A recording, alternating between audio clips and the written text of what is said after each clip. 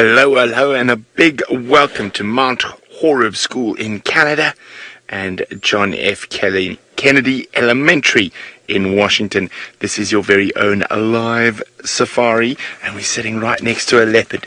My name is Brent Leo Smith. I have my good friend VM on camera, and this is one of our favorite leopards that we see on a regular basis. Oh, she's got tired. She's flopped down. Her name is Thandi, which means loved or the loved one in Zulu. And if we're very lucky, her little bundle of joy, who's around here somewhere, named Tlalamba, might pop in for a visit. So I think they've got a kill somewhere close by here. So when I was walking in the bush this morning, we found her almost in the exact same spot. So I think she's got a kill in these thickets here somewhere. We might go try and have a look for it a little later. Look at that big belly. And that's definitely not from the little steenbok we saw her eat a couple of days ago. I think she might have something close by, a big impala on the ground somewhere. Isn't she beautiful? When big cats have big bellies, they like to take it easy.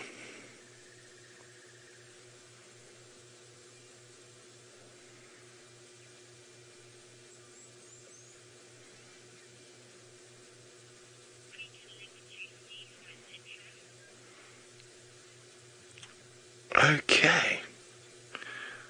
Look at that tired kitty. We're going to wait here next to her. Hopefully her little bundle of joy Tlalamba comes out. In the meantime, let's send you across to Steve so he can say hello. Good afternoon, boys and girls. Welcome. My name is Steve Folgewich. I'm joined by Dave on camera there, and we are out in the African wilderness, but we are not walking. We're actually in the car. I'm just having a quick little look around at some of the grasses and some of the trees. We're also kind of looking for some leopard activity. But what we're going to do is we're going to go down to a dam in the south called Chitwa Dam. We're going to go show you some hippos. Maybe we're going to find some elephant. There's definitely going to be all sorts of birds. So please don't be shy. Send through your questions with your teacher. Let's see how we can go. I believe some of you have been with us before, so you should be well advanced on the question front by now. Let's see if we can get those questions through and have a marvelous afternoon. We are in South Africa. We are in Djuma in the Sabi sands, and we've got a roof on because we had some very unexpected rain this morning. And because we had some rain this morning, our bushwalk team is not walking. Ralph Kirsten is actually in the tent. Now, good afternoon, everybody, and welcome to the school groups. This is a wonderful afternoon for us. My name is Ralph Kirsten, and on the camera, we've got Craig.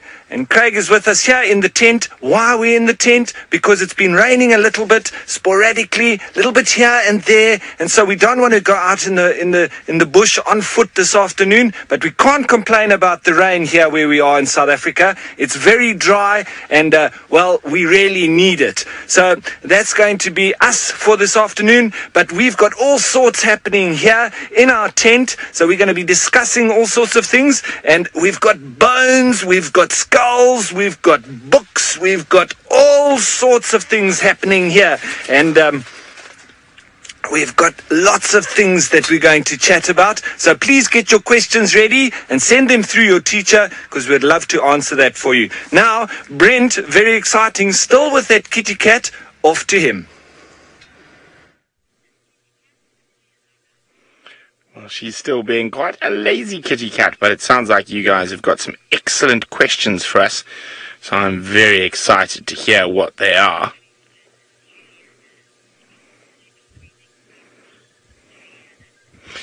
I see, Juliana, you are very observant. Juliana, the leopard is breathing so fast because she's got a full tummy. So when she is digesting food, it causes her to get hot. So she has to breathe quickly, because that's how a leopard cools down. Like your dog does, they pant when they are hot, they breathe very quickly. And so that's what she's doing at the moment to try to keep her cool.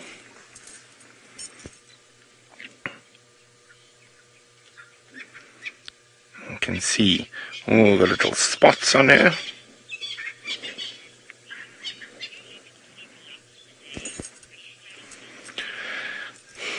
Risa and Jared, yes they do. Leopards can sleep for sometimes up to 17 or 18 hours a day, and especially if they've got full tummies, because they'll hide their kill somewhere and then they will only feed when they're hungry.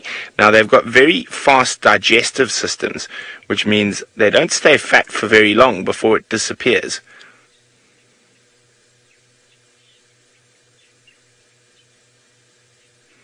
Now I wonder what she might have caught and where she's hidden it.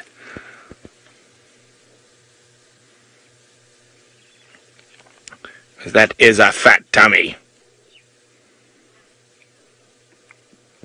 As I say, we hope the little baby's going to come out.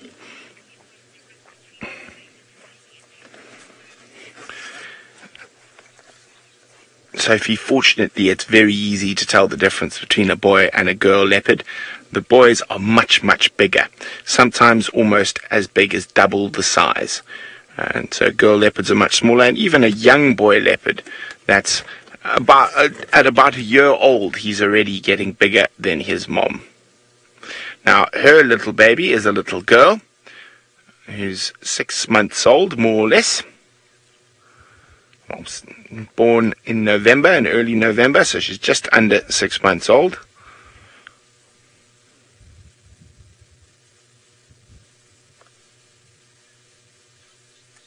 Or just over 6 months old, sorry.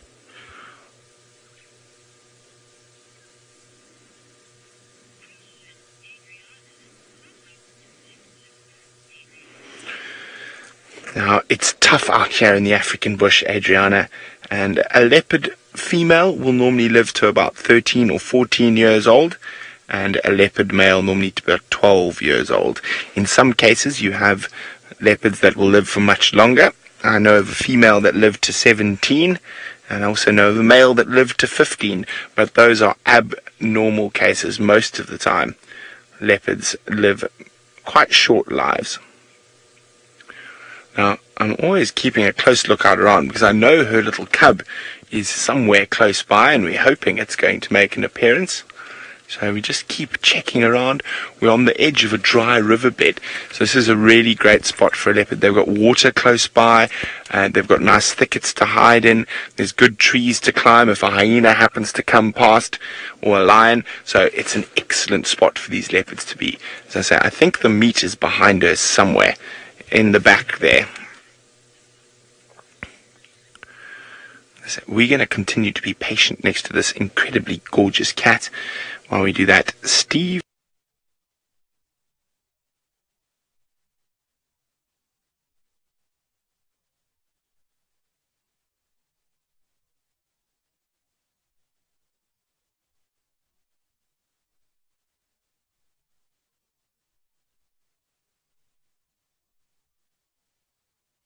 One on the left, a very tender little warthog, or pumba.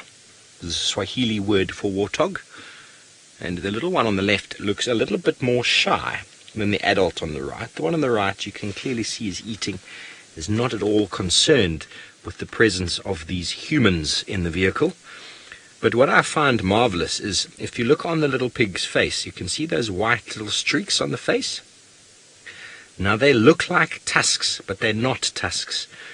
Just a little beard or whiskers, and from a distance a predator would see that and think, ooh, this warthog's got tusks, when actually if you look just under the lip, it's got very small tusks. It's very, very young, but it gives it that one moment of sort of doubt in the predator's mind that this pig can probably tear me open if I attack it. Because when you looked at Mum before, she's got enormous tusks on her face. There you can just see in the middle of the picture as she lifts her head up and down. She's got those tusks there, and so it causes predators to think, and it gives that moment of hesitation, and the youngster can run away. Can you see the tusks there? So they are very, very powerful. They can be very sharp, and underneath the top tusk is actually a very sharp tusk. As her mouth opens and closes, the tusk on the bottom of the jaw. You can just see it in the middle of the picture. On the bottom of the jaw, there it is. That's constantly rubbing up and down on the top tusk, and that is very sharp. Ooh.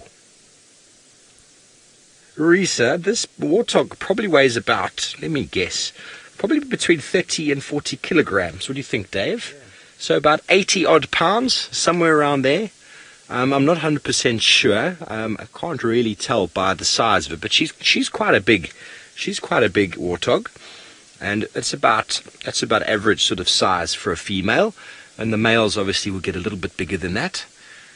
And you can see that she is a grazer. She's feeding on the grass. Even the little piglet at the back is slowly starting to feed. Not as scared as she was before. And she's learning from her mother's behavior that we are not to worry about. Okay. Well, we're going to go over to Ralph, who's going to be showing your warthog right close up and personal. Well, look at this, little kiddies. I know that we can't regularly get very close to warthogs out in the bush, but we've managed to get ourselves a little skull. Well, I say little. Look how big it is. So that little piggy that you're watching there looks very small out in the bush, but when we get up close to it, look how big it is, and wow, how big are those tusks, hey? So you need to be very careful. Even a little piggy out there can be quite scary, but luckily for us, they generally run away. So that's a nice pig skull, warthog skull, that maybe was eaten by a leopard, or maybe it died of natural causes. Who knows? But we found that out in the bush, and at least you can see, compared to my head, much bigger than me, isn't it? Wow. So that's a warthog skull that you've been watching with Steve. Now, over to the skull that you've been watching with Brent, and well, it's a leopard. Now have a look at that. Okay, it looks very small in comparison to the warthog, doesn't it? And compared to me and my head, it's also quite small. But if we open its mouth, look at those teeth. Okay, now, Mika, since we've had a look at the skull of a leopard, and I want to show you something different between the cheetah and the leopard. Now, if Craig comes in, we can show you what Brent is watching. That is a leopard, and what is quite interesting there, if I go close, you see that white under the eye. That is so that leopards can reflect the light into their eye, because they hunt at night. So it's difficult for them to see. They need to get all the light into their eye. So they are night hunters. And if we go to a cheetah, who is over here, you see the difference there? It doesn't have white underneath the eye. In fact, it's got quite a lot of black, because it hunts during the day. So he needs to reflect the light away and absorb any kind of light, because he's hunting in the bright sunshine. And what we can do is, so that's just the face of the leopard and the cheetah in difference. But if we look at the shape of their bodies, look at the difference between them there. That one is a leopard, where I'm pointing there, and that one is a cheetah over there. So cheetah are built for speed, and leopard are built for power.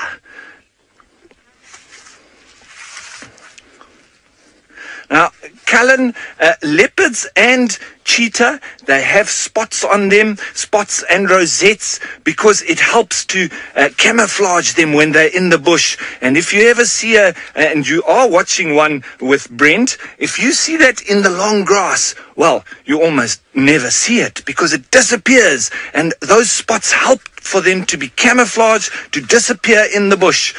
And when we look at something a little bit closer with the leopard skull, look on the inside here, where my thumb is, we've got these very sharp teeth here, and those are called the carnassial shear.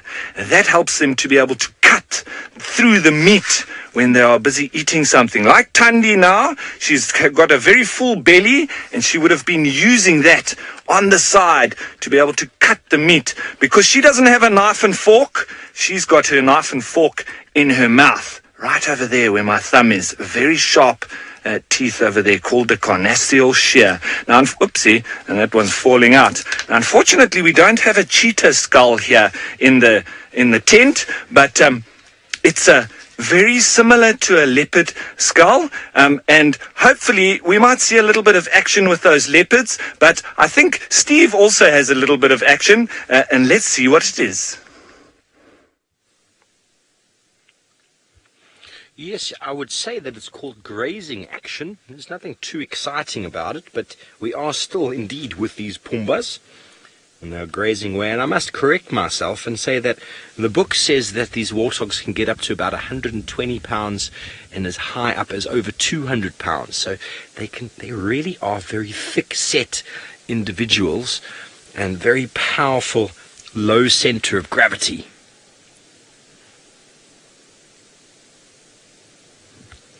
Jared and Mason, it's a very good question. You want to know how fast can a warthog run, and I also don't have the exact answer for you, but they can go a lot faster than us. I would say they could probably reach speeds of about 70 to 80 kilometers an hour, maybe more, which that translates to, let me work it out in my head, yeah, about 30 to 40 miles an hour. I'd say that's probably about the average sort of top speed that they can get. And they are very strong, so when they do run away, if they do hit something, they are very, very strong, and they'll just flatten it. And those tusks are very good at sort of gouging the stomach out of a predator. And the warthogs will often run to a hole in the ground, then turn around and go in backwards. So they, by no means can they outrun a cheetah, but they can run very quickly. And that sort of look on that one's face there might give them that chance to get those extra few meters away from a pursuing animal like a cheetah. They are quite happy though in the open. You can see the full perspective of them now as they go to cross the road. That road is 3 meters wide, so they are half of that. Little trotting pig. One is trotters. Off they go.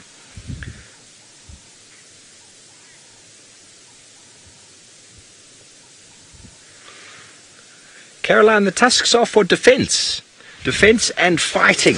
The males will actually use their tusks for fighting each other, and when they fight, they try to lift each other up and sort of break open the chest cavity, competing obviously for females. And if any predator tries to mess with them, they can quite easily turn around and use those tusks. I mean, they're quite low sense of gravity, and they can just flip up. And because those tusks are so sharp and so powerful, they've got the chance of really cutting open and really damaging a predator. And just as you can see, just the visual aspects of it is something to be like, ooh, hang on, maybe I should think twice about trying to fight that guy.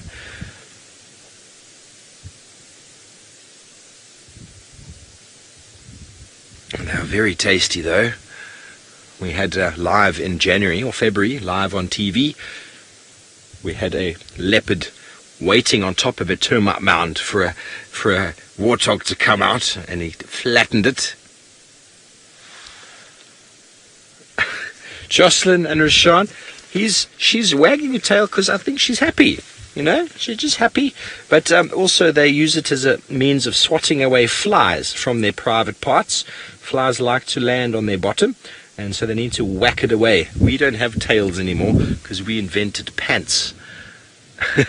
And I don't know how long the tail is. It's probably about half a meter, somewhere around there. About 2 feet or so, 1.5 to 2 feet.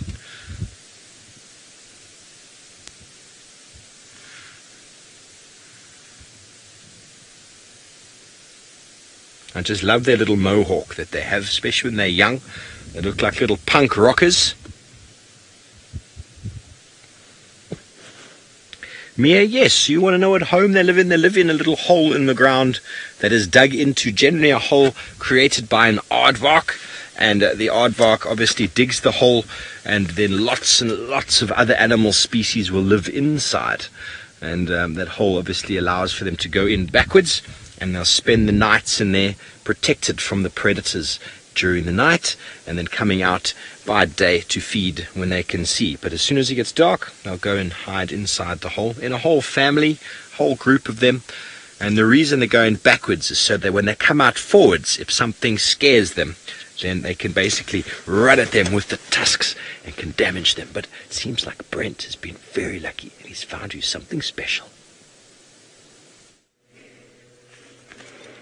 Well, we lost sight of Mom, so I just moved around to the other side of a big termite mound. And there is little Tlalamba. Isn't she pretty? She is absolutely gorgeous. So that is what a little leopard looks like. A perfect miniature version of the adult.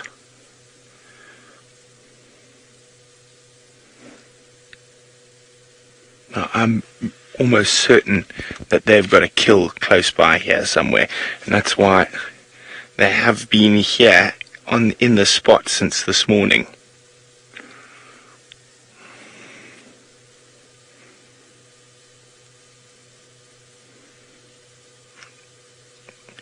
Now, while Mom is napping, little leopards like to do exploring and playing, and that's all practice for when they get big, because it'll make them better hunters. So even if it's got some food here, it might chase some squirrels, some birds, some insects.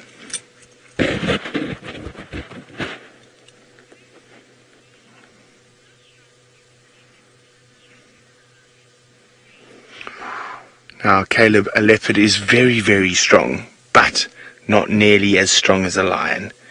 So a leopard can hoist almost, when I say hoist, I mean take up into a tree, something that is twice its own body weight. But a male lion or a lioness is much, much stronger and much bigger than a leopard. A female leopard weighs probably about 120 to 130 pounds, whereas a lioness weighs 260 plus pounds.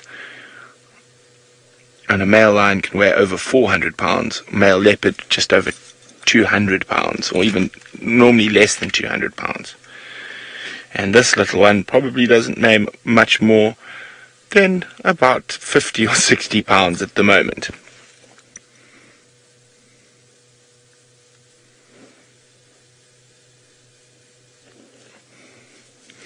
Now, I think Mom is in that very thick bush down where she's looking at the moment, somewhere in there. Mom's gone and moved to go sleep or go feed, but it's too thick for us to get a car in there. But aren't we lucky? We haven't seen one leopard this afternoon, we've seen two.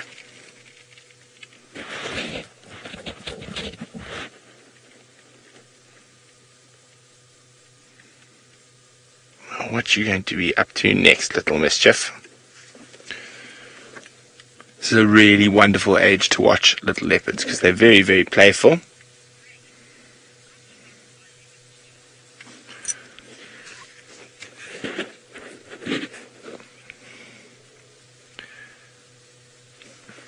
Now, where are you going next? I wonder where their kill is. It's got to be somewhere close by. Grace, a leopard's jaws are very strong. I can't remember the exact pounds per square inch, but very, very strong. Much strong enough to break through bones of certain antelope and to get to the bone marrow. Oh, she is very pretty.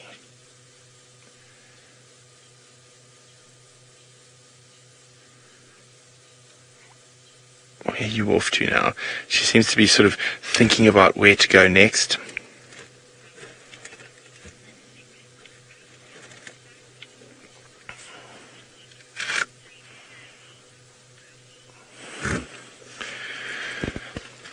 Now, a very excellent question from Sophie about cheetahs and leopards, and are they in the same family?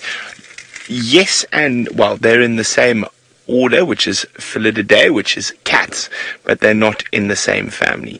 Leopard are part of the Panthera family, which is the big cat family, which consists of snow leopards, leopards, lions, tigers, and jaguars. And cheetahs are in their own family, which is Asionics, and the big difference between a lot of the big cats is that cheetahs can't roar, but all the members of the Panthera family can roar, and they've got a special modified bone in their throat that is elastic, so when they push air over it, it vibrates, and that's what gives them the ability to roar, whereas cheetahs can't. So cheetahs will chirp and squeak and purr.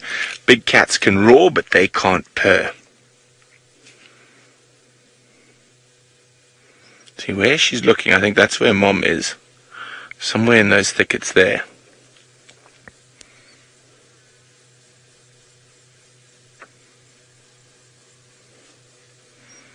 And you can see as Vem zooms out how well the camouflage works from a distance. And you can see the little leopard melts into the bush and looks like it's possibly just another piece of the termite mound or a branch.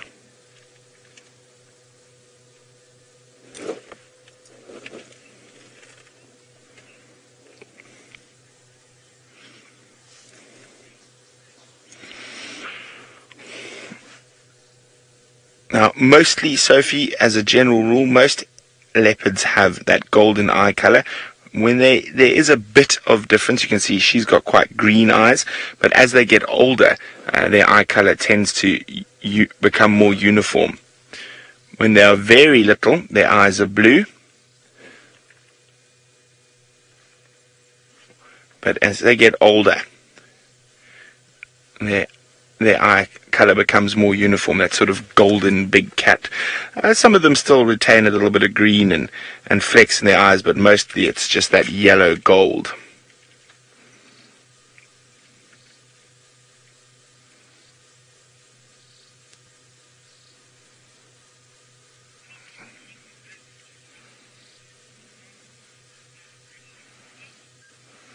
I'm hoping either the little one leads us to where their kill is, or decides to start playing with Mom. But we're going to sit right here. While we do that, let's send you back to Ralph, who's playing with all the cool skulls in the tent. Yes, everybody, well, it seems very exciting there with Brent. Let's hope that Thandi wakes up and maybe Tlalamba can wake Mommy up. But while we're waiting for her to do that, let's have a quick look here. I know I compared earlier between a cheetah skull or a leopard skull and the other skulls, but here is a baboon skull. Now, I just want you to have a look here, because look how big those teeth are. They are absolutely humongous. And remember, this is a baboon, hey? So it's of the primate species. It's like a monkey, but it lives on the ground and only goes up into the trees at night, or if there's any leopards around. So here's the leopard, and look, his teeth are actually quite a lot smaller than a baboon. So Jared, you want to know how many teeth we have inside here? Well, why don't we count them? Let's look here on the top. We've got those small little molars at the back. 1, 2, 3, 4, 5, 6, 7, 8, 9, 10, 11, 12, 13, 14, 15, 16, 17, 18, 19. That's only on the top jaw. 20, 21, 22, 23, 24, 25, 26, 27, 28, 29, 30, 31, 32, 33, 34, 35, 36, 37, 38, 39, 40. Wow, that's a lot of teeth. And why do they need so many teeth? Well, because they've got a lot of meat and bones that they need to get through. So they need to be very careful of the baboons, but they do like to eat baboons, and sometimes a big male baboon could get them with those big teeth, which are just as big sometimes as a lion's teeth. Now, something else, because we've been looking at leopards, and there's something else that we also call a leopard, and that's a leopard tortoise. So this is a tortoise shell, a leopard tortoise. Why? Because the colors are very similar to that of a leopard. So you see that nice golden colors with black, and if we have a look here, we can see not just the shell but the little animal as well. We shouldn't see too many tortoises out today because they don't really come out when it's raining. When it's very hot, that's when you'll see the tortoises out. But let's have a look on the inside there. That's where the little guy is going to be living. He'll be on the inside there, and this shell is a part of his skeleton. So it's quite interesting because not only is he called a leopard tortoise, he's a reptile, but a leopard tortoise, because he's got such a big skull like this, skeleton, and he makes this big shell that will protect him, well, he needs to have a lot of calcium. And what is calcium? Well, it's what makes our bones strong. So the tortoise needs lots of calcium to make the bone that protects him as his shell. So what does a leopard tortoise do? Sometimes he goes and eats leopard poo.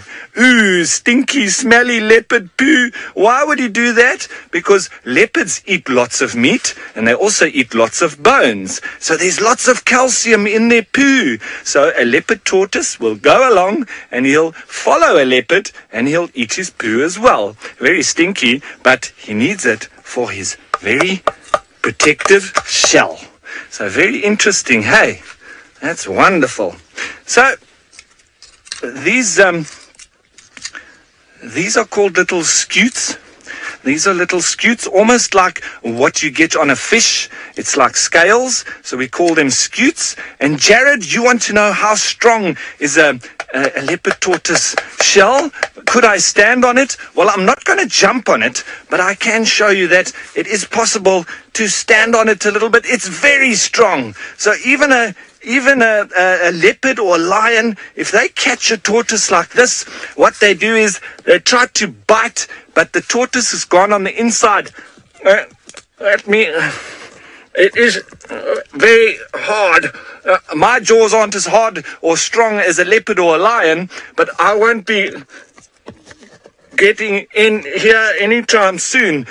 So while I try to bite this shell, let's head you on over to the little leopard that maybe would be able to, but I'm not quite sure.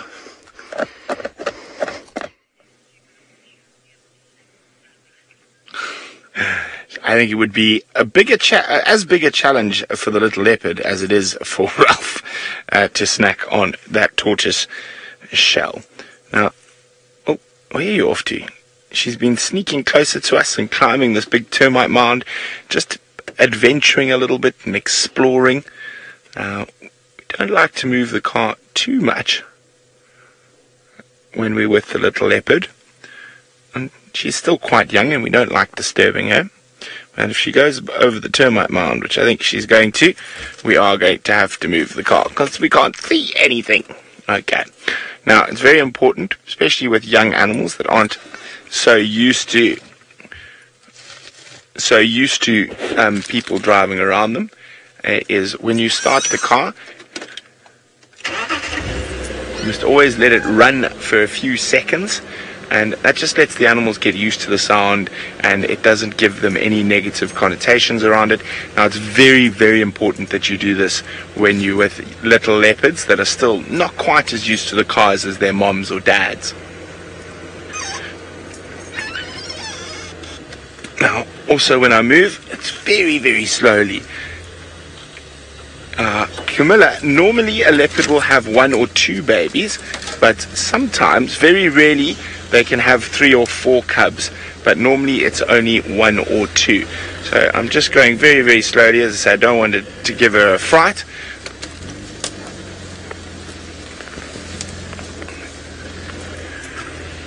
And we'll see, as soon as we can get a view of her again, I'll stop. She might have gone to look for Mom. I'm just looking very carefully on that big termite mound. Oopsie. There she is. Hello, little horror.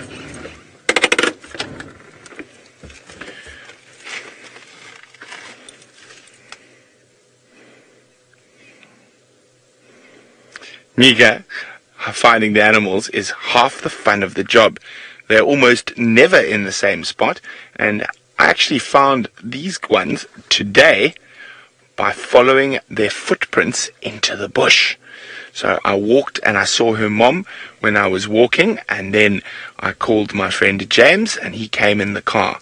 So you can normally get much closer to them when you're in the car, but you can find them a lot more easily when you're on foot. So we follow their footprints.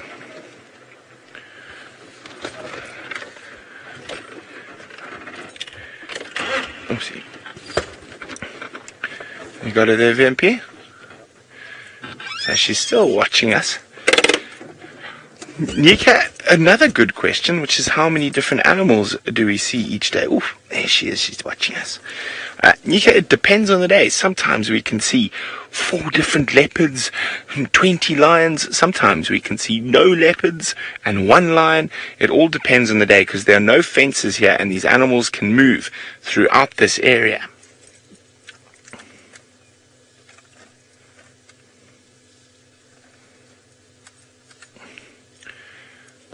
Isn't that beautiful?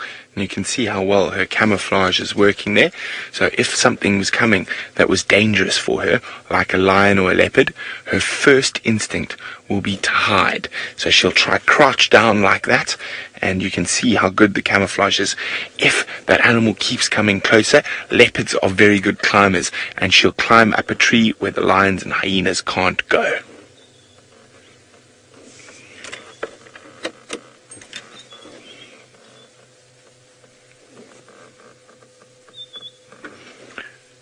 As I said, I think her mom is somewhere close by, just where we can't see her in the long grass.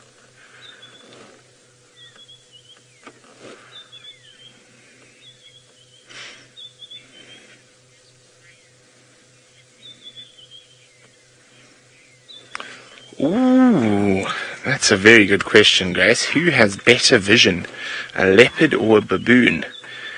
They both have excellent vision, but their vision is different. So a baboon, being a primate, will see in color because they need to know what fruits they can eat, whereas a leopard sees in sort of a gray-green monotone because their eyes are purely developed for movement. So overall, I'd say maybe a baboon has better vision, but the reason that the lions and leopards and other big cats don't see in color is because they have 7 to 8 times better night vision than what we have or a baboon would have. So by giving up a little bit of the quality of their day vision, that means they can see in the dark, and they do most of their hunting in the dark, where the other animals don't have as good a vision. Well, we're going to sit here with the leopards for a bit longer, and when we do that, let's send you across to Steve, who's got an antelope who's listening carefully. Yes, we do. We've got very camouflaged antelope, probably my favorite and probably the prettiest antelope out here. Look how they are disappearing behind the bushes, just like that. These kudus have disappeared. That is the objective of their stripes and their patterning, is to walk into the thick bush like that and in moments disappear. Let's see if we can move up just a few more meters. Let's see if we can get another look at them. But we are almost at Chitwa waterhole. How's that, Darby? And there are some big and chubby animals in the waterhole, which we're going to go to in a moment once these kudu disappear. Now, the kudu live in family groups, normally with a dominant male and then a whole lot of mothers, or a mother with a whole lot of offspring, and they like to live in the thickets like that, so their camouflage helps them to camouflage, obviously, and they eat leaves and forbs. Jacob, you want to know why antelope have horns, and I'm going to move forward while we talk about this. Now, essentially, what you've got to look at is, do the male and females have horns, or do just the males have horns? Now, if the males and females have horns, then that means that the males use them for fighting with each other, for competition with the females, and the females will use them for protection of their babies against lions, hyena. So we see buffalo, wildebeest, and a lot of animals very wide places, both having a bit of a signal break up there. I do apologize. We're going to be stopping in one moment. So when they're in an open area, all they can do is run away from predators, and then at the same time they can turn and fight the predator off of the baby. But here in the thick bushes, the males have horns to fight, and it's not an advantage for the females to have the horns. And so their strategy is to stand very and to camouflage in the vegetation. I'm just going to stop there and see if we can show you some of these enormous hippos in the dam. Jocelyn, now you want to know why those antelope had white stripes, and they had white stripes because it basically breaks up their outline in the thick bush, in the thick vegetation. They've also got a little bit of a mane of hair on the back of the neck and some spots and stripes in funny places on the body, and that is to basically make them disappear in the thickets. Helps them to disappear very nicely in the thicket, and that is their strategy. If they see a lion or a leopard, they'll run into the bushes, stand very, very still. The strategy is called flight and freeze. So they run and then stand still. And then in a short few moments, the predator, who can only see black and white, can't see them anymore. Well, we do have some hippos in the dam, but they're being very, very shy this afternoon. There we go. There you can see the head of one.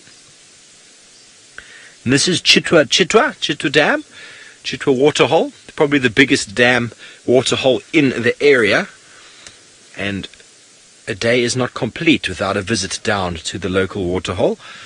Because you wanted to know earlier, you were asking and quizzing Brent about how we find all these animals. And well, the animals all go to the water, just like you all have your favorite shops where you get your sweets or your cool drink. I bet you there's some of you that will be easily found if we just go to a specific shop. Am I right? Davy, there's a crocodile just on the dam wall there. How marvelous is that? There's a young croc sitting on the dam wall enjoying the sunshine. So if you want to find hippos and crocodiles, the best place to go to is permanent water.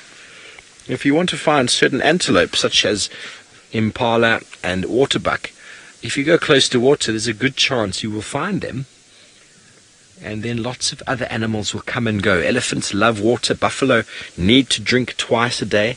Wildebeest will drink at least once a day.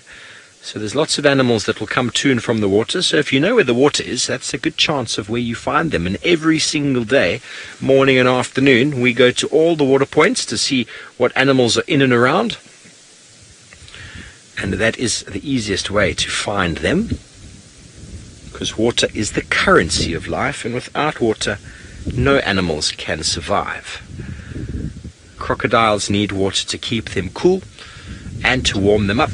And, well, talking about reptiles and chelonians in the form of tortoises, let's go and ask Ralph how that tortoise tasted.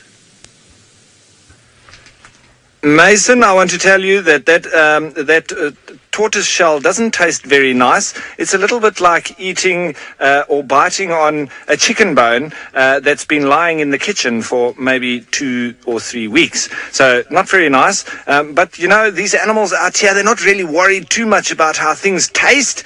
It's all about what they need on the specific day. Now, I wanted to show you something else that I've been digging out with, something very spiky.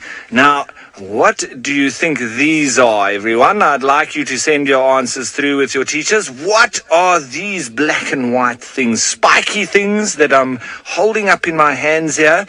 They look very dangerous, don't they? They're quite sharp on the end, and they've got very particular colors as well. Very interesting, but quite lethal, I would say. You'd be very hurt if one of those went into your hand or into your arm or into your neck. Well, this is definitely something that the animals need to watch out for when they're out in the bush. And this is defense of a particular animal. And come on, kiddies, what is the answer to this? What animal uses these things for defense? And it's very interesting because you can also see at the bottom, that's where it's connected to the animal. So all of these spiky things are coming out, and that's where it's connected. Preston, you are absolutely correct. It is a porcupine quill. And I want Craig to show us what a porcupine looks like. There it is. It is our biggest rodent that we have out here, and very dangerous as well. But the leopards, sometimes they can go and catch some of them, but they need to be very careful of these spikes, because if they get one in the mouth, which the porcupine will turn around and put these spikes out so that he tries to defend himself from the leopard. If the leopard gets one in his mouth, well, I tell you, the leopard might not be able to get it out, and he might eventually die. Now, Risa, it's not like you might have seen in the cartoons where they are shooting these quills that they're called. These are actually modified, or hairs, like hairs that we have on our head. These are hairs for porcupine. So they don't shoot them out. They can't shoot them out. It's not really possible. What they do is, however, they sit, and when a leopard comes close, they put them all out and spread them like that, so that if the leopard tries to grab them or bite them, then they put the spikes there like that, and that's the way that they defend. And if the leopard gets in its mouth, it will really pull over into their mouth. Now, I think that's been a very exciting school show. Goodbye, everybody. I hope you join us again, all the kiddies. Thank you so much for all your questions and your comments. It's been an absolute pleasure having you. And for now, we're going to go back to Brent with his lovely kitty cats. Well, we're still with the exquisite but very well camouflaged little Tlalamba behind the broken fallen branch of Ziziphus macronatum, also known as a buffalo thorn. Now remember, if you have any questions for us, you can send them through by using the hashtag SafariLive. Now what you up to, madam? So that's why the wonderful thing about sticking with little leopards of this age, they are very busy.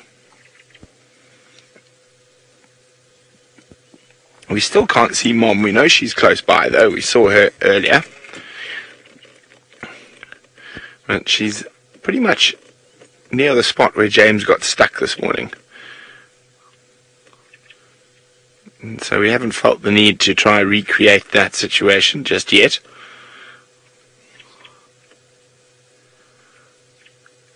I think she's spotted. I can hear a whole host of little birds. She might try stalk them. I think that's what she's no stalking of the little birds, but seems like Steve's got a little bird of his own.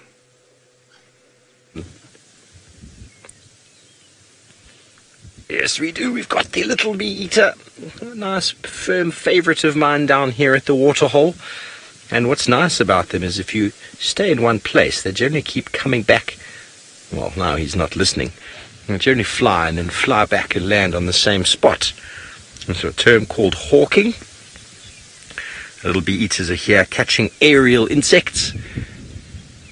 And he landed on the original spot, Darby, so he is behaving himself, but he's being a bit cheeky. There's more than one. You often find them in little colonies, small little groups. And they are an aerial specialist, enjoying all sorts of little flying things. And with the wind blowing like this, we seem to get quite a few insects sort of emerging from the water's edge and flying over the bank of Chitwa waterhole, and that is what they are in wait for. Obviously they have very good eyesight, birds like this, because they are seeing what they're going to catch, and they fly, catch it, very, very agile in the air. Insects were the first creatures to move into the sky, and they were unhindered for many, many millennia before birds evolved. And birds, well, should I say, insects are no match for birds in the flying department. And that is what the birds look like originally, something similar to this crocodile, even though new information of late is leading us to believe that crocodiles are not even that old as we assumed they were. But nonetheless, descendants of reptiles, birds are the new sort of domineering feature that have swept across the globe, and you find birds absolutely everywhere. It's probably one of the reasons why I love them so much. never tell you that I love crocodiles very much. They give me the heebie-jeebies.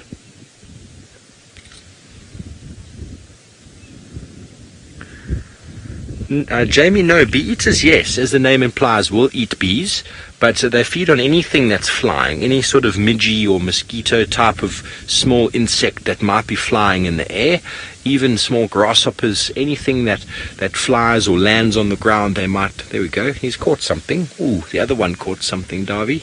This one in the front here. Oh, he's gobbled it already. Already gobbled it. But as the name implies, bee-eaters is because they've been caught or filmed catching. Yes, they swallow most things whole. They don't have the ability like the shrikes or raptor birds to impale or hold the prey. So they might smash something first, sort of break up the carapace or the exoskeleton before swallowing. But obviously the niche separation that these bee-eaters have with larger bee-eaters is the size of the food. They feed on a slightly smaller types of aerial insects. There we go, he got something. And the larger bee-eaters will feed on a slightly larger prey. So that's how they're able to coexist in these areas. But very, very agile in their flight. Now the bee-eaters I'm talking about are the European bee-eaters, the white-fronted bee-eater, swallow-tailed, all much bigger than the little bee-eater. They're very pretty though.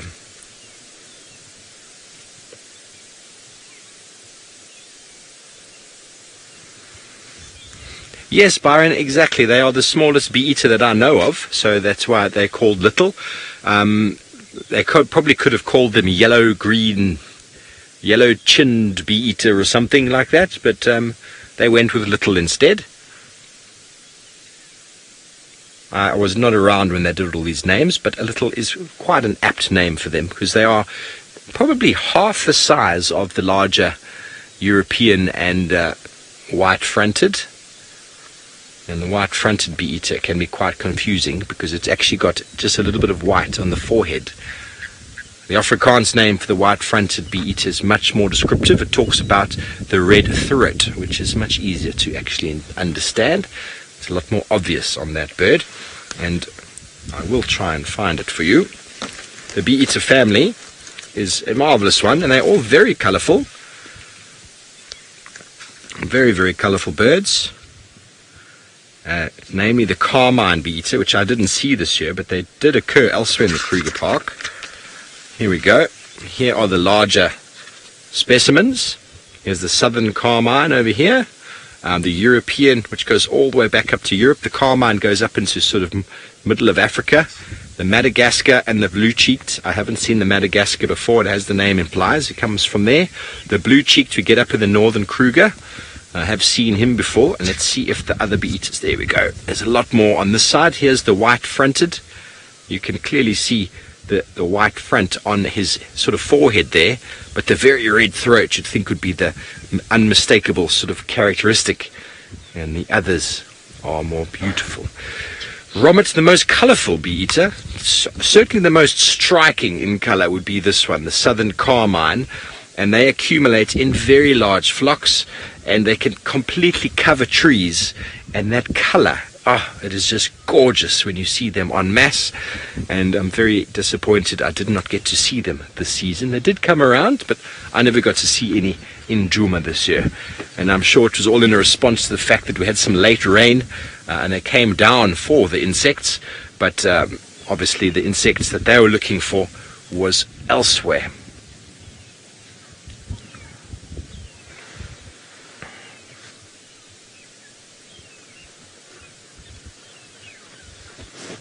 Ivy, that is a very good question. The bee-eaters actually have the ability when they land on the branch after catching a bee of smashing it until the sting kind of falls out.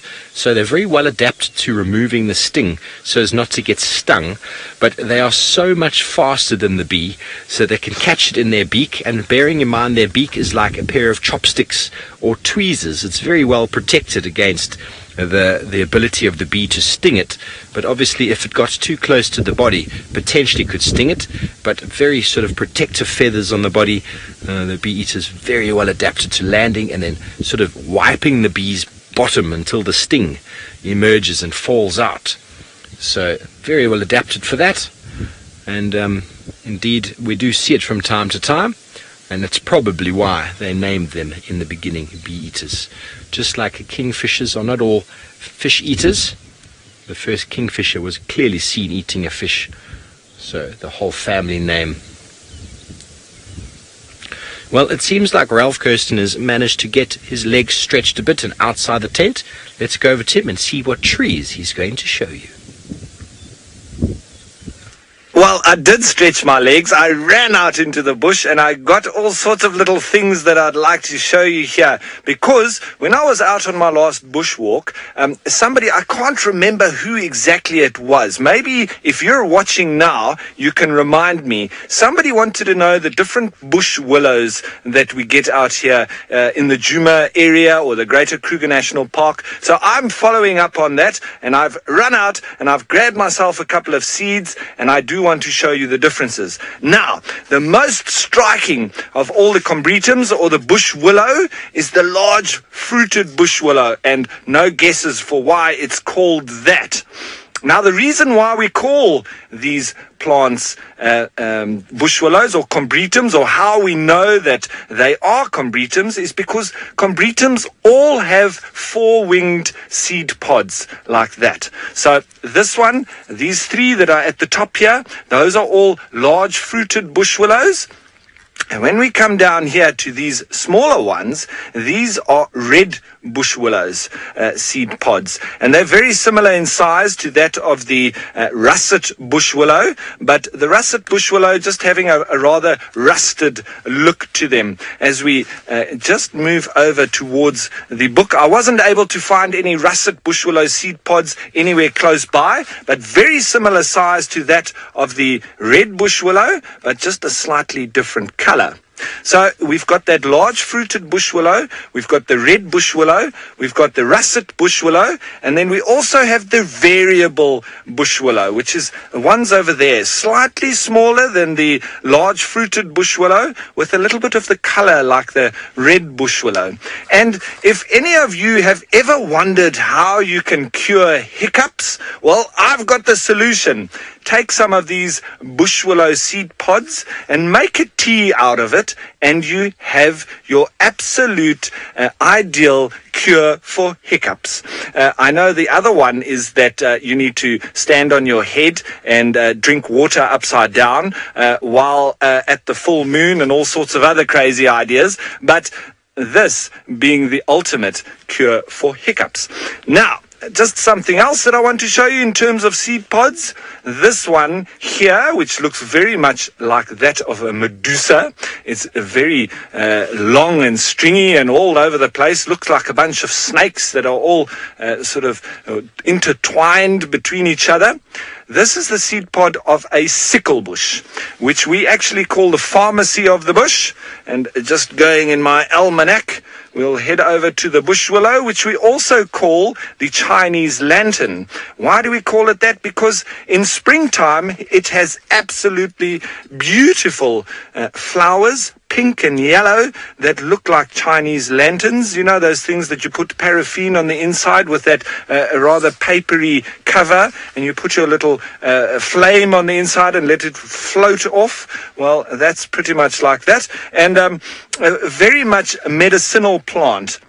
We see a lot of them out here in the bush. Sickle bushes, they also are quite dangerous for Land Rovers because they have terrible spines that will go through any tire. So we need to watch out when we're chasing after wild dogs and leopards on a kill or something like that. If we drive over sickle bush, we're going to be in trouble. Now, obviously, at this time of year, it's perfect for finding seed pods and grass species. That's why I'm concentrating on that, because they're all in seed. They're all sort of at the end of their flowering stage. Why are they seeding at the moment? Because it's that perfect time. It's heading into the dormant phase. Everything's going to drop down into the soil, go dormant for a little while, and then wait for the advent of rain at the start of spring.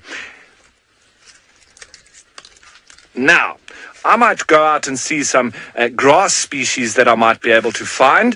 But while I'm off there on my little escapade, let's head you on back to Tlalamba in some vegetation as well. Well, it's a very tired little Tlalamba. I'm sure whatever is meat-wise is being hidden here, it is something substantial, because both Thandi and Tlalamba are stuffed. Look at that fat little tum-tum. It's a pity we can't get into where the meat is. I think that's where Thandi is at the moment. Although I haven't heard any of the telltale signs that there is as she's feeding, she might just be sleeping. So this morning when we were on foot, I could hear that whoop, whoop, and that's of her plucking fur off the carcass. So I haven't heard any feeding, I haven't heard bone cracking just yet. But the longer we stay here, there's a tiny bit. Okay, yeah, there we go. A little bit down, a little bit to the right, tiny bit to the right. Right, a little bit more. Back left, sorry. Up a little bit. We go down a little bit, sorry. There's it's a bird. I just saw a little bit to the right. Up a tiny bit. Center frame. Or just off center frame. There we go. In there's a tiny little bird. I just saw movement. And quickly across to Steve.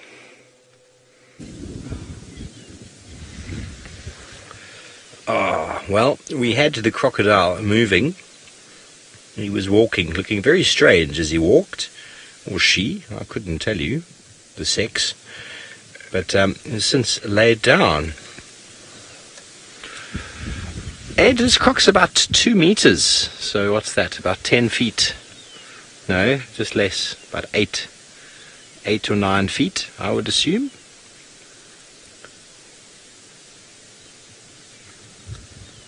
Oh, 6 to 8 feet. I'm not very good with my feet calculation. No, let's say 7 feet, shall we? Yeah, 2 meters. It's about 7 feet. He's quite small in comparison to others that we have seen in and around the dam.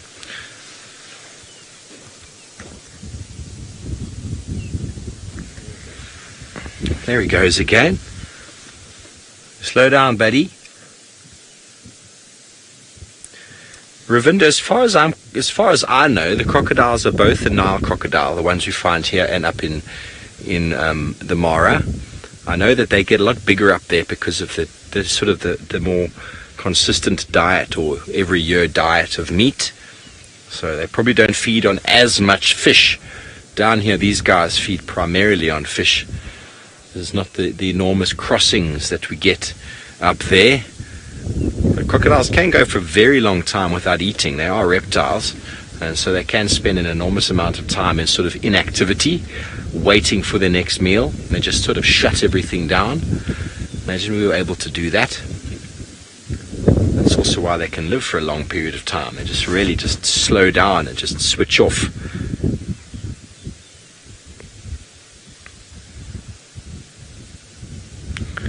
So I don't know if that's a question from a viewer, Bex, or if that's from you yourself, but Bex is asking, do you think the crocodiles are going to wait for the fish to get bigger, or are they going to wait for them and eat them all at the same time? Now, I think crocodiles eat fish, they eat small fish, big fish eat small fish, and crocodiles eat big fish, and then crocodiles also eat small crocodiles.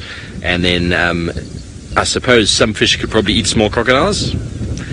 Kind of like this really weird circle out there as it works. But crocodiles will eat crocodiles, and they'll also eat fish, and they'll also eat whatever meat they come about. I don't think they've got the mindset of sustainability of like, ooh, no, let me leave that little one alone until it gets bigger. think that if they can catch it, they will eat it. Very prehistoric looking creatures. And I think he's slowly making his way to the little puddle down at the back behind the dam wall. Maybe a little less competition in there than compared to the bigger crocodiles in the dam. Mr. Public, yes, crocodiles actually make a very interesting roaring sound when they are mating, and the males will actually sort of elevate their back just above the water, and they make this.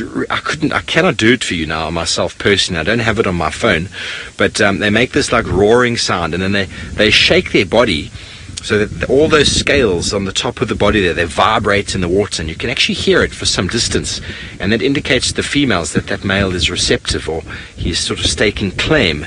I've never seen it down here in South Africa, but when I was up in Malawi in the Lwandi River, we saw it daily. Well, when I was there, I saw it almost every day. It was quite something to behold, and I'd never seen it before. The entire back of the croc would just come out the water, the tail would kind of just perch out, and the whole body would vibrate like this and make this roaring sound. It was quite something, I'll tell you. And those are some of the biggest crocodiles I've ever seen. But in the Lwandi River, it's an enormous river system there that runs permanently, and they've got some very big fish in there. He's gone down the bank. Let's go see if we get the crocodile climbing down the hill and see if it looks as awkward as an elephant climbing down a hill, which we had over here not so long ago. Had that little young Ellie climbing down the hill. Really quite something to see. Oh, Sarah, yes, of course. So we'll go back up onto the dam wall.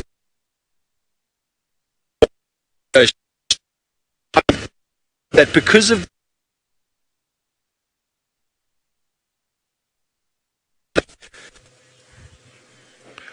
Well, we are still sitting in the same spot. Sorry about the gremlins. And we're still with the gorgeous little Tlalamba, who's still napping on top of that big termite mound.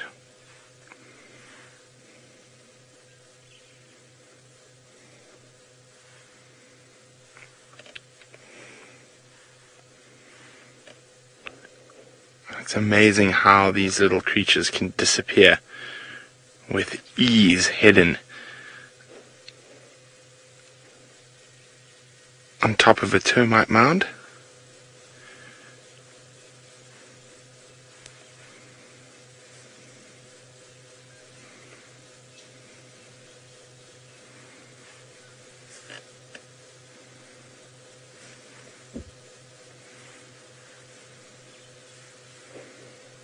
You can hear how peaceful it is here. The breeze is starting to pick up a little bit.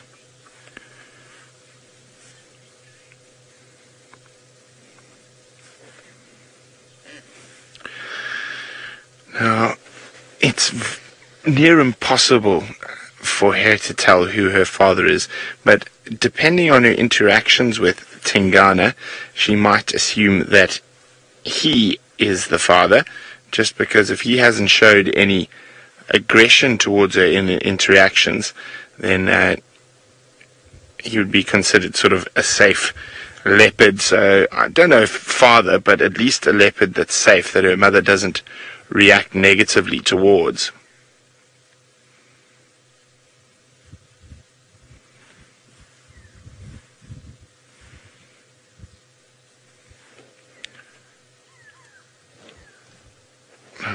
I wonder where Mom is. She's not feeding, otherwise we would hear her feeding.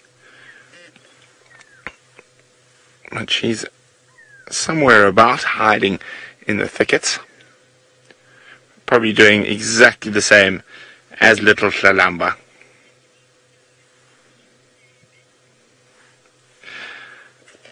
There is something very, very comfortable and relaxing about looking at a sleeping kitty. So David, yeah, it is it's not surprising that cats are making you a little sleepy.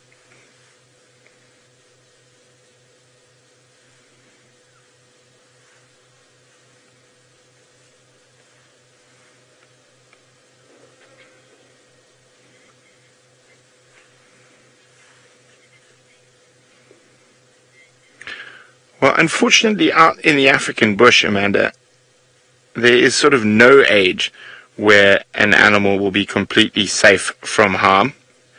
But as a general rule, little Tlalamba would be considered, well, the chances of her being killed lessen hugely when she gets to the age of about a year.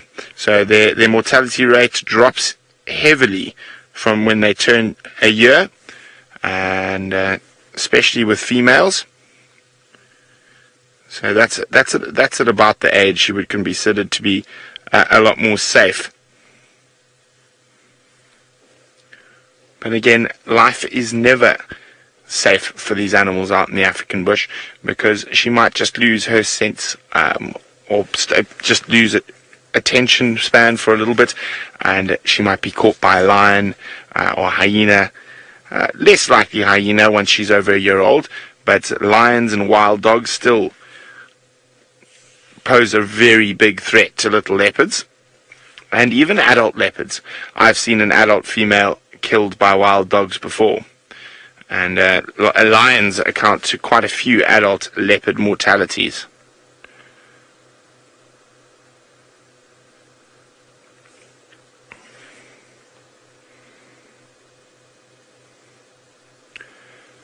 But for now, she's quite safe where she is.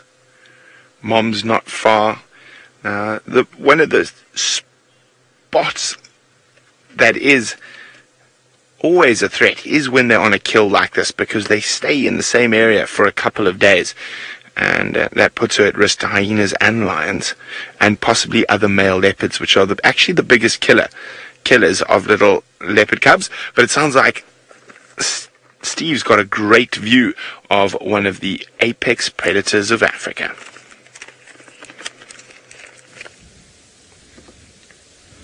Indeed, he's slowly moving down the slope. We're terribly sorry you lost picture with us earlier. We haven't missed much. The crocodile's emerged down from the bank. It's just popped its head out, and I'm assuming it's moving down towards the water below the dam wall.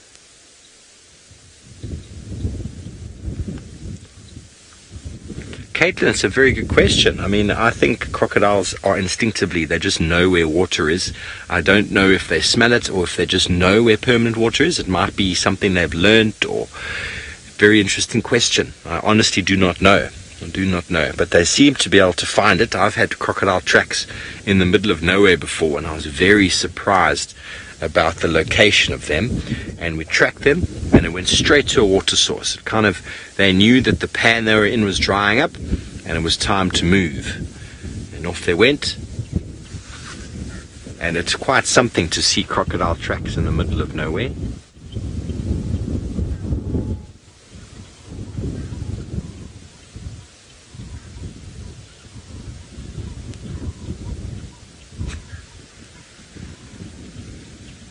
I wonder if he's going to go down there. And there are some 3 waterbuck at the bottom, at the little pan that I think he's going towards, and the male waterbuck is trying to mate with at least one of them. He is very interested, and they are not.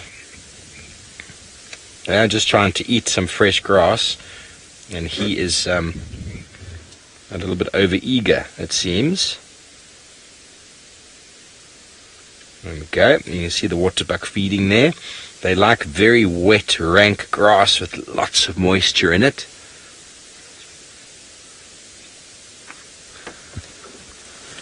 Gromit, you have a very interesting question there. And what happens with crocodiles' teeth is that they actually sort of stack on each other like what would you say, little pyramids. And as the one tooth wears out and breaks, there's another one underneath it. So there's constantly like these teeth just replacing teeth underneath teeth throughout the life, I believe throughout the life of the crocodile. And when one breaks, there's a new one forming underneath. And it is really interesting to see when you come across a skull. I know there's an enormous crocodile skull in the Mara that we were playing with when I was up there. And I've played with them before. And if you happen to pull one of the bigger teeth out, you'll notice underneath there's a whole new cone or tooth developing underneath. It's a non-stop process. They do need their teeth throughout their life, and they don't have dentists to do it. So evolution has equipped them with never-ending, powerful jaws and teeth. I wonder if he's going to come out again. I think there might be some nice sandy spots towards the bottom here that might show crocodile tracks quite well. Faisal, until the other day I thought there was only one species of crocodile, and now I was hearing Brent talk about a pygmy crocodile and then some other crocodile. I can't remember. I only ever thought there was one, and now apparently there's another one called the sacred crocodile, which is actually very tame and timid, and they reckon it was in Egypt, and those are the crocodiles are quite sort of relaxed and docile, and they reckon it's a completely different species to the Nile crocodile, even though the Nile crocodile was clearly categorized in Egypt. But that's what I love about this job, is that constantly, every day, people are setting information about these things, and so our knowledge is constantly being added to. Ooh, there's a Chinspopattis just landed above his head, Davy. Just above, half a meter above his head. There we go, top of the screen, Chinspopattis. I can't, always gone. I can't help myself. If the birds fly into screen, we got to show you them. But the crocodile is still there.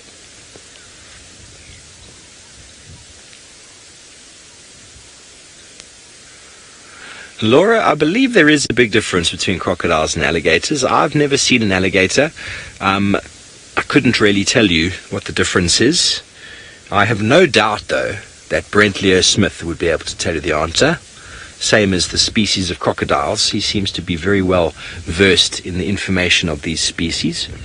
So maybe we should go ask him, Bex. What do you think?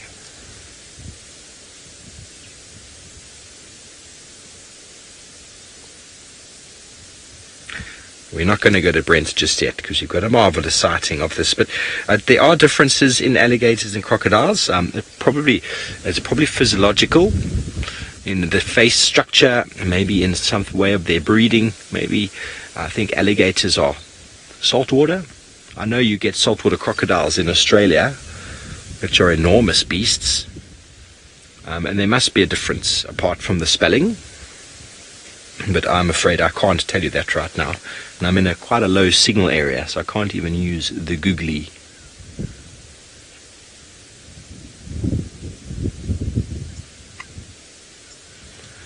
Minimu, I don't think crocodiles actively hunt prey out of the water. They will scavenge and pick up meat from out the water. There are reports of crocodiles stealing meat from a lion. I've seen a crocodile trying to pull a fully grown Nyala bull that was about 50 to 80 meters away from sort of the river that the crocodile was in.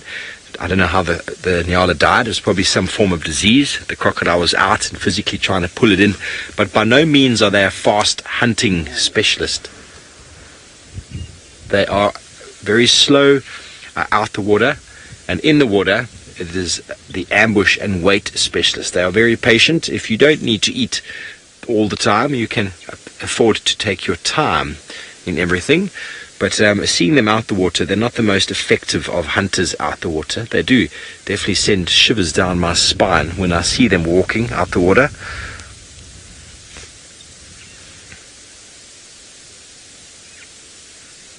Okay, well, from a prehistoric type of animal, we're going to go to the tent, and Ralph's going to show you something special. Well, I know that there was a question from Puma asking if the little Mopani flies, or Mopani bees as they are better well known as, are still in the giraffe skull here at the tent. Well, it looks like they're inside their nest, actually busy at work. Every now and then one of them comes out. But yes, Puma, to answer your question, absolutely. They're still nesting away, making their lovely, juicy, sweet honey on the inside of this giraffe skull.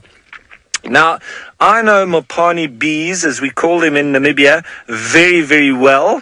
And they are a total nuisance at times, because out there in the desert, it's not quite as comfortable as here in South Africa, in Djuma, in the Kruger National Park. There's only a few of them around here, but out there in the desert, there is a lot of them, especially in Damaraland, which is in the northwestern section of Namibia, and very dry, and there's not much moisture or water or pans or anything like that. So if you're out there and it's very hot and sometimes 45 degrees Celsius, over 100 degrees Fahrenheit, you can sweat a lot.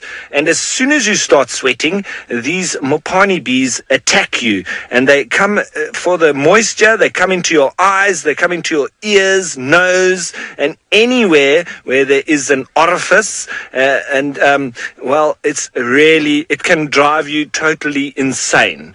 I think if you had to ask some people what is the worst thing about Namibia, they would say Mopani flies, as we say, Mopani bees. But the local Damara people, they go and they actually dig them out of the granite rocks, which is where most of them nest. Even though they're called the Mopani bee, and they find them more so in the rocks. And that's where they dig them out. And the little kids go and find these nests and they dig them out. And then there's a lovely sweet honey on the inside. So very, very nice. But if you are swatting these bees all day, they don't sting you. All they do is climb up your nose, climb in your ears, climb in your eyes, and once you kill one, they give off a pheromone or a hormone, and then all of them come and swarm you. Sometimes you can see people walking around with this black cloud following them, and it is totally irritating and drive you totally insane. Now, look at this. Lily, that little nest that these Mopani bees are making is made out of a little bit of a wax. So very similar or quite the same as a honeybee, but just smaller. So they make a little wax that they do produce with saliva and some of the nectar that they do collect as well. And then they'll make a waxy substance, which is exactly what Craig is looking at there. These little tunnels, it's wax that they've produced, but they will go inside a hole. They need to go inside a hole, which is where then they put that wax and then they start to make their honey. So they always need to find a little hole, and they've found a perfect hole inside this giraffe skull. And while we're looking at that giraffe skull, it's very interesting to note, because everybody is always wondering about the ossicones, or what are those horns on giraffe. Well, we can see here why we don't call them horns, because all the skull here, now I don't want to disturb the Mopani bees, but all the skull here just goes up, and it's just in a bony extension of the skull. Can you see that? So there's no horn growing off of it.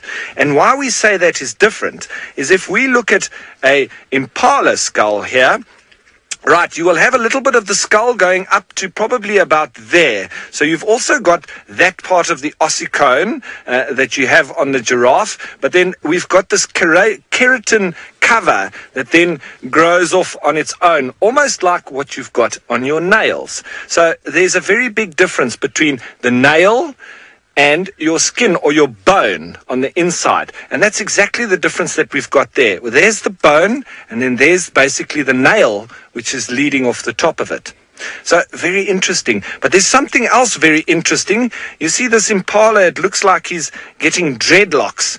Well, it's not dreadlocks, and all of this is coming from a little worm that's gone inside the horn here, and it's one of the only things that feeds on keratin. So they actually really assist in decomposing horns, because not much else except for maybe a hyena, which can digest pretty much anything, including teeth, would be able to digest horns, or keratin as it would be. So these are the larvae of the horn moth, and they're burrowing in there and actually feeding on this horn, and this is now all their defecation, which literally piles up on the outside. So they're literally biting and feeding and pooing this out the back end.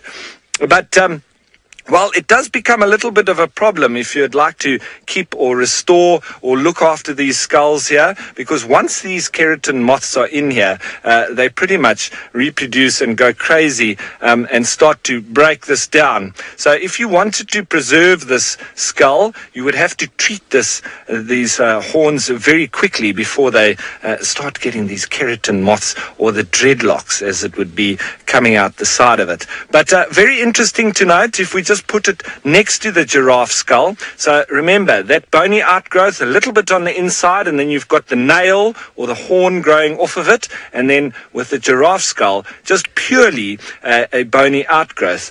And from looking at this giraffe skull, we can also say that it was probably a male. Why do I say that? Because firstly, let's not disturb those flies. On the forehead here, you've got quite a big sort of outgrowth there, which is going to be used to headbutt the other giraffe. And also, these ossicones do sort of tend to fork outwards. And it looks like it's quite gnarled on the ends as well. So used for headbutting each other, and most likely a male. So, well, while we look out and go and find some other interesting little things, let's head you on back to our spotted cats. Well, spots is about all you can see at the moment, as Tlalamba is still resting on top of the termite mound. Now, Ralph was chatting about crocodile species in Africa and asked if I had any comments on them. I do have a few.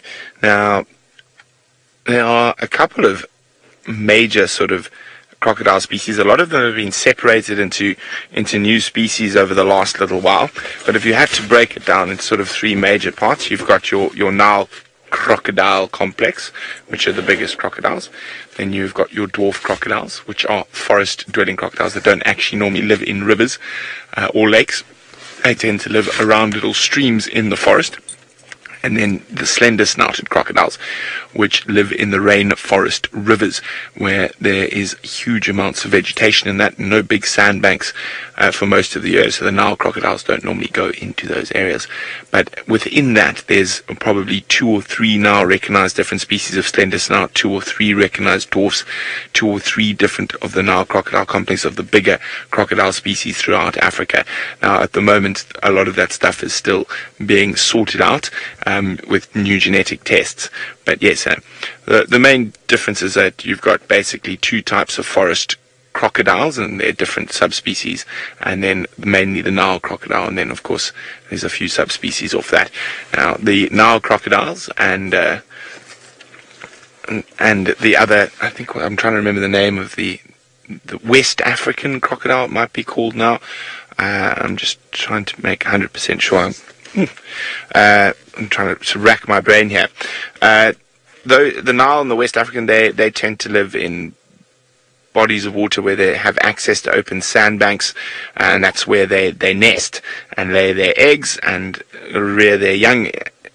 Where there is the forest crocodiles, they build actually, well, the dwarf crocodile lays under the ground. They have dens, burrows that they use, and then the slender-snouted crocodile will build a massive vegetation mound to raise their eggs to keep them at the right temperature.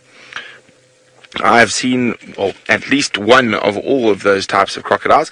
I've actually caught by hand every single one of those, dwarf, Nile, and slender snout as well, in my time traveling through Africa. Now, of course, one of the main differences between alligators and crocodiles is the fact that the crocodile, the scoots, what they look like, all those little ridges along its back, are made out of bone, whereas an alligator is out of cartilage. But that isn't the biggest difference. One of the most massive difference between true crocodile species and alligators is the fact that true crocodile species are able to process salt. So they are able to go into salt water. Their body is able to take in that excess salt and expel that excess salt, whereas alligator species would struggle to go into true salt water, and they would die from salt buildup. That's probably one of the major differences. Of course, the largest crocodile species in the world is the Indo-Pacific. Sometimes it's called saltwater crocodile, or it's got lots of different names. But anyway, that's the biggest species with a record of just under 8 meters for the largest one. The largest Nile crocodile ever recorded is just over 6 meters, but there is rumors that there are some closer to 7. I think those are good old wives' tales, though. I think 6 meters is big enough. Don't want to imagine anything bigger. Quite a lot of specimens are around 5 meters, truly old individuals that are probably close to 100 years old. They can live to over 120, but Gustav, who's considered to be the largest living crocodile at the moment, is estimated to be over 6 years old. But interestingly enough about Gustav, he's relatively young to be of that size. They think he's probably around that was a couple of years ago, so he's probably around 75 now. But when he's been a really massive crocodile since he was in his 60s, and mostly those really, really massive individuals are over 100, and they've started to not regenerate teeth and become problems when it comes to man-eating, whereas Gustav is a man-eater just by pure size, and the area he inhabits in Lake Tanganyika has got a high number of people, and he seems to eat quite a few of them. So watch out for Gustav if you ever go to Tanganyika. Tlalamba is still living the life of a lady in leisure, snoozing off whatever meal she's been eating. Now, the reason I don't want to leave just yet is I would like, hopefully, to see some playfulness between her and Thandi, especially as it's getting cooler, and also maybe one of them will lead me to the exact location of the carcass so I can know for tomorrow morning. They're in an ideal spot. There's those little pans where you saw them drinking with James this morning.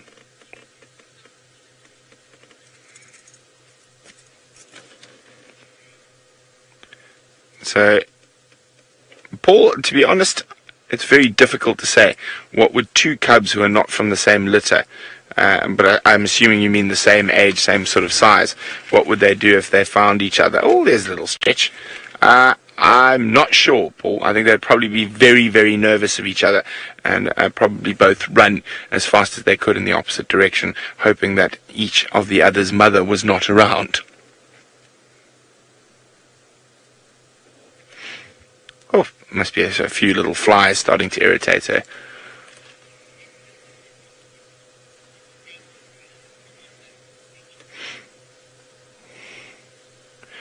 Now, of course, there's always a possibility that litter mates might bump into each other. With females, they'll generally meet each other, once they are adults, of course, they'll meet each other with aggression. With males, it's actually very seldom that they will ever meet up after they disperse in their different directions. But if they were to, it is normally they will meet each other with quite a lot of aggression.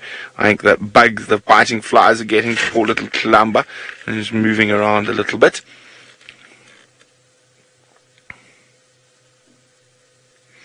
Shame. All those nasty flies. But of course, as it gets cooler and night comes, those flies will disappear and she'll have a little bit of respite.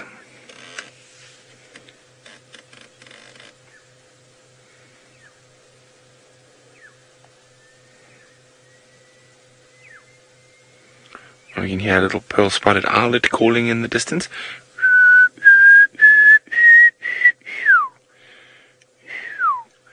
And it sounds like it is actually an owlet, not a drongo trying to cause a fight. The drongos tend to be slightly higher pitched when they start looking to pick a fight with the owls. There you go, you can see the sun starting to dip low behind this termite mound.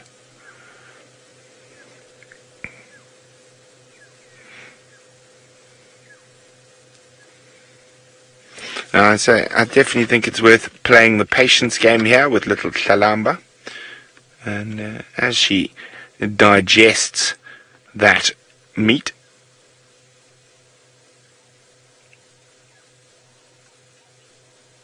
It'll be interesting to see where she heads. And where the Thandi comes out of the thickets, they might do a little bit of nice grooming, maybe even a little bit of playing. And the most important reason why I want to see what the carcass is to actually see how much meat is left, because that will give me an idea about how long they're going to stay here for. Well, in this area. Oh, she's up. Can you hear Thandi crunching bones? Thandi's on the carcass. Just as she sat up, I heard the first sort of crunch of a bone.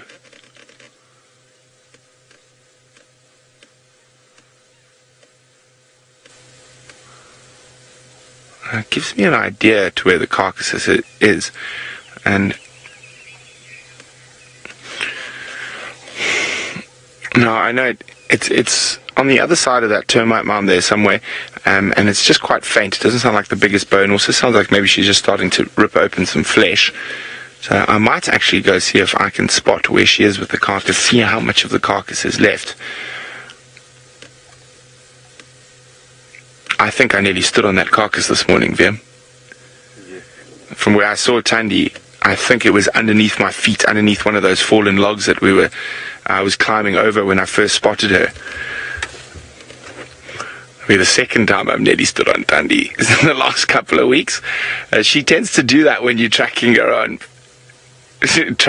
foot. She waits till the absolute last second before she gets up and moves. Okay, I'm going to try reposition, see if I can get a view of the carcass. While we do that, let's go to Ralph, who's having fun with all the toys in the tent. Now, everyone, I know everybody was asking, how do you tell the difference between a crocodile and an alligator? I'm not sure if Brent did tell you, but one of the easiest things to look at is that a crocodile has a V-shaped snout, whereas an alligator has a U-shaped snout. And they say that that is one of the easiest way to identify between them. Anyway, very difficult to tell the age of a crocodile.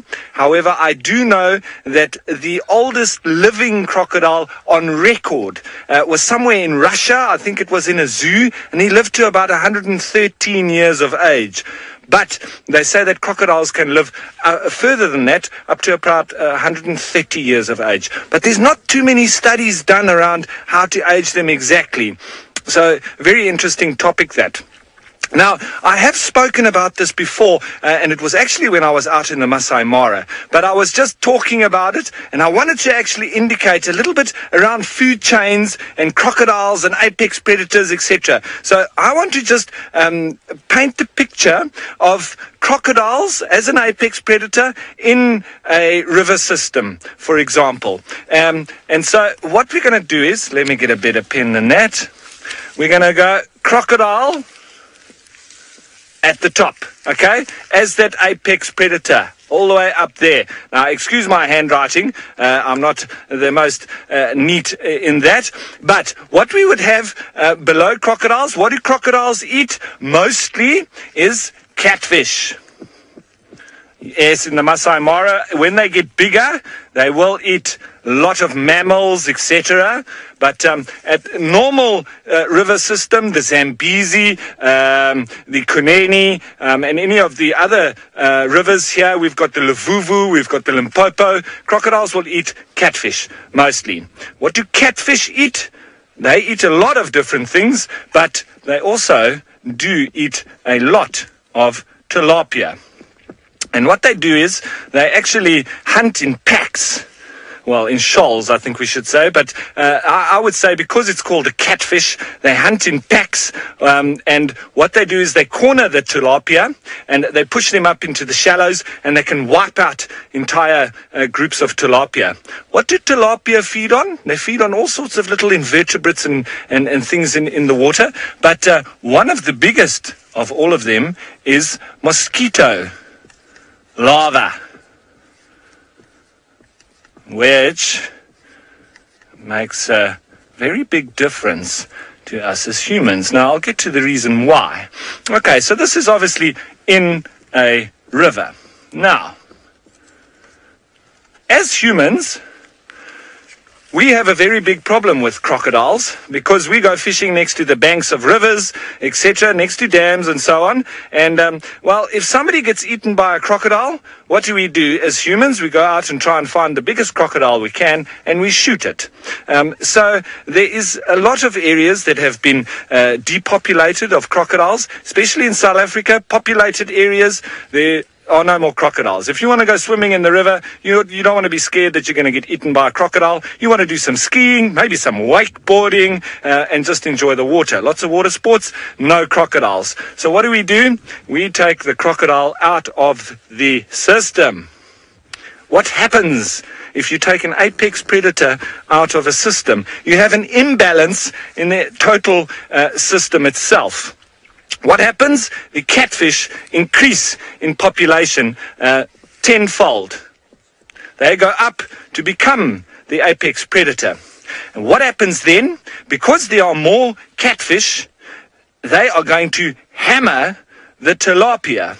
The tilapia are going to get absolutely nailed. There's more catfish. There's no predators taking out the catfish, so they will take the tilapia out and have a very big impact on the tilapia.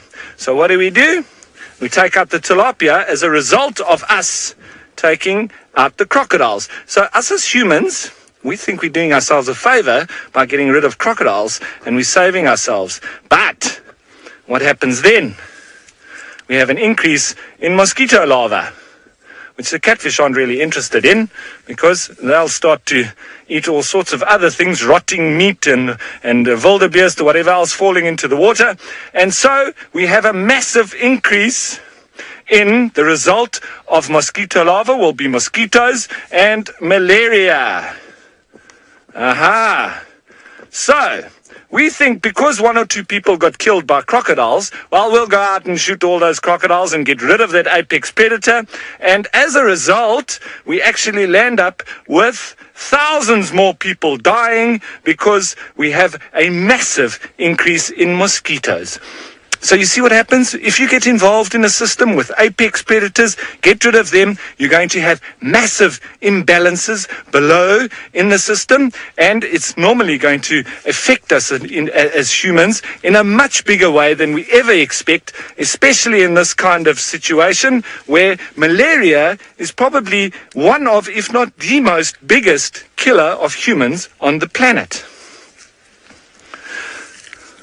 So, say no to malaria, save the crocodile, and really, don't get involved, especially with apex predators. But we as humans, we get involved in all sorts of things, don't we? We like to spray our pesticides. We want to get rid of pests, that we say, instead of just trying to find a way to live with them, but sort of try to make it a bit more comfortable around their fringes. We just like to decimate and annihilate and then wonder why we have these strange kind of diseases killing thousands more, if not millions more people.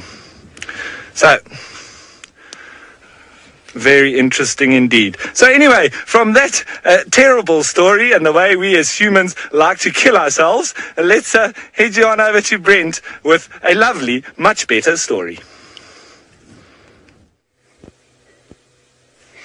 Well, we moved around the termite mound to try get a view of where Thandi was feeding, and curiosity could not help itself. She snuck around to keep an eye on us as we were trying to see where her mom is. It's like, what are you doing? Why do you want to film my mother? I should be the center of all your attention. Now, you might be able to hear the bones crunching a little bit better from where we are now. It's just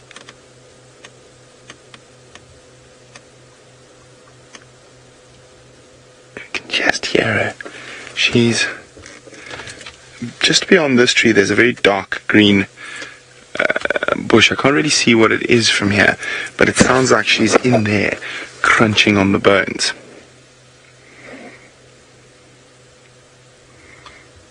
You can just hear there's that big break. And you, little monster, looking ever so beautiful in this golden afternoon light.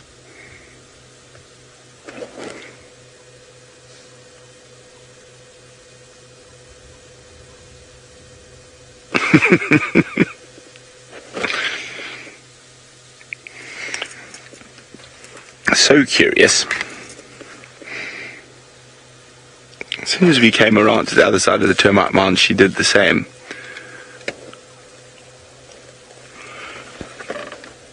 Probably should have done it a bit earlier, them.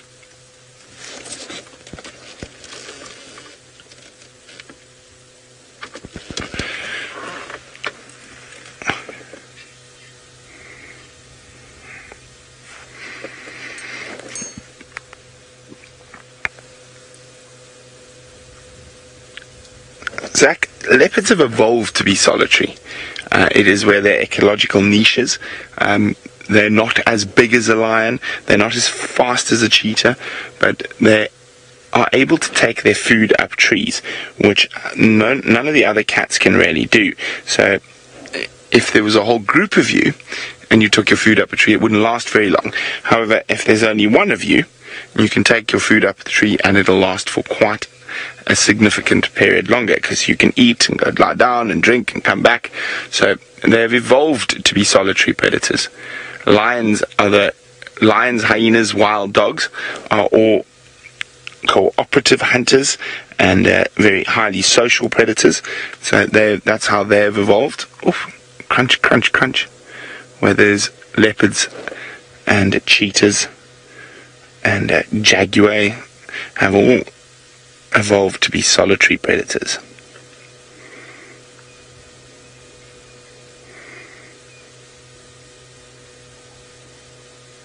Oh, that big belly is causing you some discomfort, isn't it?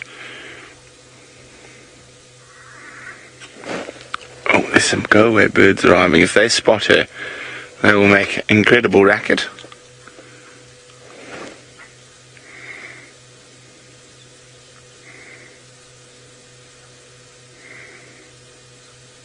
Oh, she is gorgeous.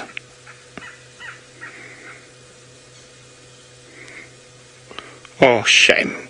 Still so full. Too full to do anything.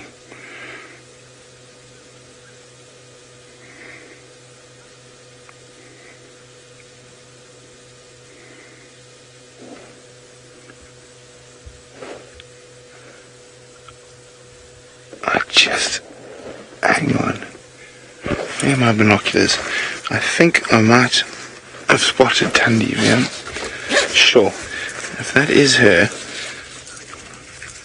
and right at the bottom there's a little gap through the dark. Oh no, I can't see in it, it's too dark.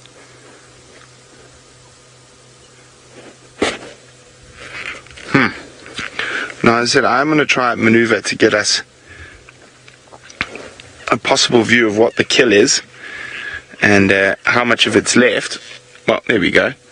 Well, Tlalamba's decided we're boring. She's going back to the other side of the termite mound.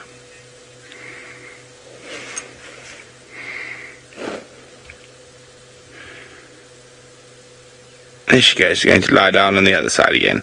Okay. I'll try to find a way down to where Thandi is. Now, Paul, leopards, as far as I know, don't get colds too often.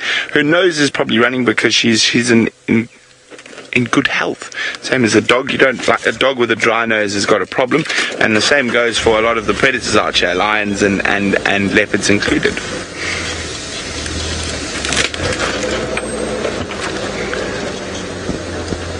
How are we doing with them? We'll be back, little Tlalamba, don't worry.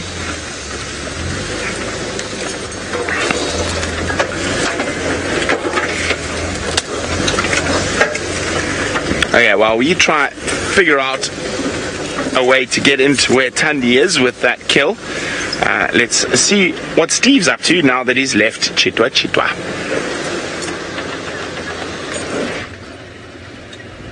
Yes, well, we are back on Djuma and we are going for a little drive bumble to see if there is any luck with the little chief moving around from his missionings this morning. And I believe little Tlalamba is giving Brent a bit of a hard time. It's about time someone did. Sorry, Brent. But yeah, what a beautiful young cat that is. It's nice that you're getting to see her in this afternoon light. There's reports of an elephant bull in this direction, so we're going to see if we can find him on our way through to the last area of Hosana, the little young 2-year and 3-month or so old leopard, who we spent this morning with a very long time. He was very patient and he nearly killed one of these rutting impala, but it was not to be. We spent a very long time with him sitting there, and then the rain started coming down. He decided to move after being spotted by some monkeys, and then we lost him, as is the way out here. If a leopard wants to disappear, it's quite easy for them to do so. Bonita, just like what we do on our morning and afternoon activities, sort of now in winter, 6:30 in the morning until about 9:30, maybe even 10:30 is ideal game drive times. And then again in the afternoon, same sort of thing, but what our game drives are doing now, 3 o'clock until about 6 is generally the best time for game viewing. Temperatures dropped quite a lot now. This is the time of day when animals are going to start moving around. And we're talking about moving around, we're looking for the predators, those sort of things. Obviously, your general game and elephant and all that are always available, always moving around. But in summer, the times change. About 4:30 in the afternoon till about 7:30. It's because it's so hot. Going out any time earlier than that, you're going to see very flat lions, very flat leopards, and if you're not used to these temperatures, you are going to melt. Am I right, Darby? Oh yes, you will melt.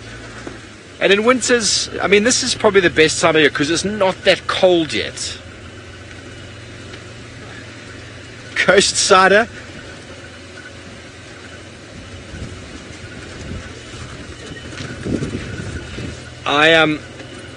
You want to know how many safaris have I been on in my life? Well, let me say more than 10. That's the number I normally give to people when they ask me a question I have no idea the answer to. I once saw a flock of quills, and someone said, "How many birds are there?" And there were more than 10. So there's no way for me to give you that answer. I've been driving in the bush for many, many years, since 2007. There's a few stints in between that I wasn't. I did a lot of walking. I did entire day safaris. I had some time off. So very hard to say, but many years of being out here, and it never gets boring. That's one of the things. We were just talking about the time changes and the seasons and all that sort of thing. It keeps it interesting because we get different activities. You know, we get different flowers, and we get the grasses flowering, we have the fruits, we have the babies, we have the birds coming, the birds going, the water drying out, animals being killed. You have this really nice sort of balance between, you know, as soon as you start getting over the heat, it gets cold again, and as soon as you start getting over the tall grass, it disappears again. So what's nice is that you can come out here many times and you will find a time of year that suits you best. But if you've been out here in the winter, then you need to come out in the summer, and then vice versa. You need to do an autumn and a spring session, and you can spice it up. You can also go to different areas, different environments. You should just live here. Exactly. Bex has just said we should just live in the bush. You can never get enough. Never get enough. I go on my leave now and I go stay at a little bush retreat. So I don't want to go back to the city. It's not my idea. I am going to Cape Town this time to go on a spiritual retreat up in the mountains. So not to visit you, Bex, unfortunately. I'm going for a 10-day silent meditation retreat on the 9th of May, which I'm very excited about. I just booked my flights today. That means 10 days of not looking or talking to anybody. Very exciting. Very exciting.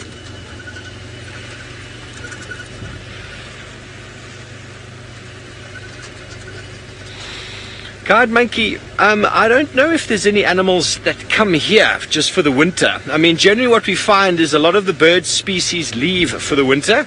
They're able to obviously migrate. And then from a mammal perspective, I don't think any animals migrate in for the winter. That's kind of like the opposite. I think the only animals or mammals that come here for the winter is tourists coming to see the winter months in the Sabi Sands and in the Kruger Park, because they can be some of the most productive when it comes to big game sightings. Other than that, I can't think of any mammals.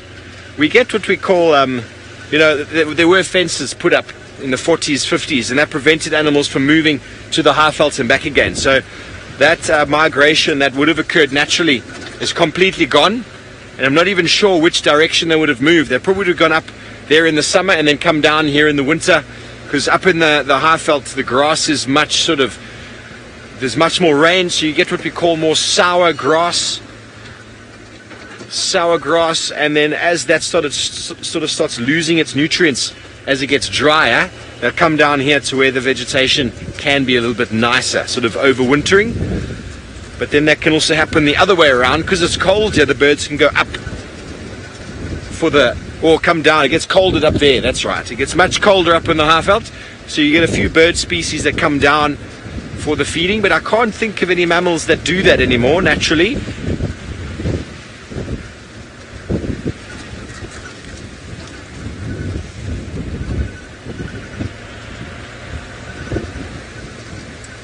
McLean, wow, my favorite national park. Well, as you already said, apart from the Kruger, it is the Kruger. I'm trying to think. West Coast National Park I've been to is marvelous. I can't say I've been to enough of the national parks in South Africa. There are a few of them. The Golden Gate National Park is marvelous from a walking perspective. Huge scenic vistas. I've been to a few national parks in Swaziland. Malaloja was really, really special. Lots and lots of birds there. There's sort of some forest reserves down in the wilderness. The Wilderness National Park is an enormous sort of ecosystem that runs for many, many miles, includes beaches and forests and estuaries. That's probably my favorite. I've spent a lot of time living down there, and you're actually living in there, and you can walk around barefoot, which is a bonus, and there's nothing there that's going to eat you. No elephants to squash you, even though there are some elephants in the Naza forests. They're very, very secretive. But I'm sure Brent Leo Smith will have an option of many national parks. Let's go see which is his number one. Oof. Number one national park in Africa. That's like asking me to choose which is my favorite fishing rod. Near impossible. I mean, isn't she gorgeous in that late afternoon light? Just a little bit of golden silhouette coming through from behind.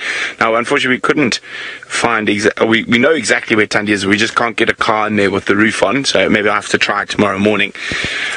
And favorite national parks: Luongo National Park in Gabon, if you're talking about beaches.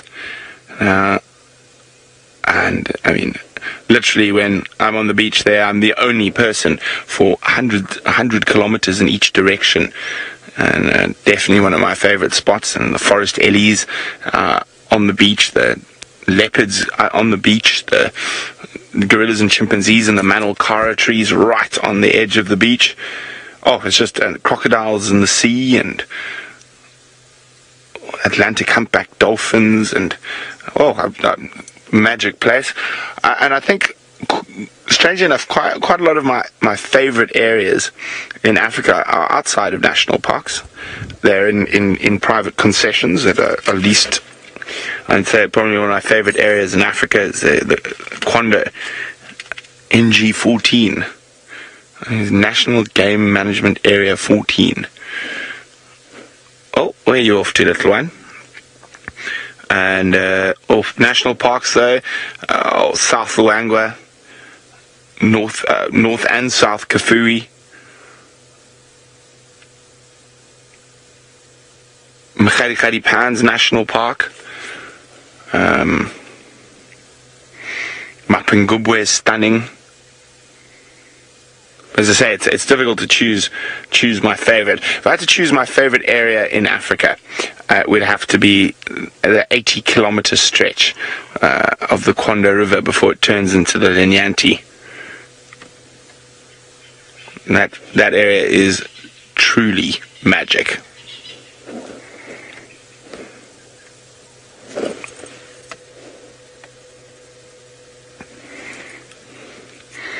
What you seen?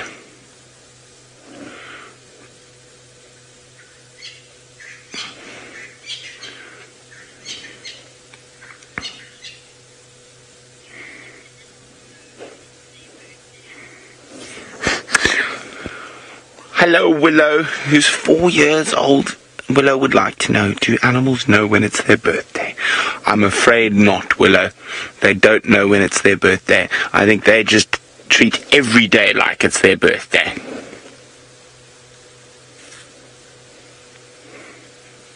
Oh, looks like she's going to disappear to the other side of the termite mound again.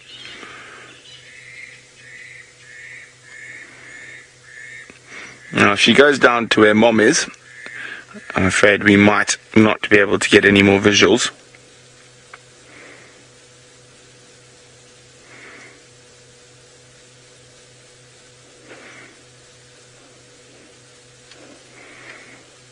Oh, but that was very, very special to see her there. And we'll try maneuver around again. I'm just trying to think. So many national parks. Now,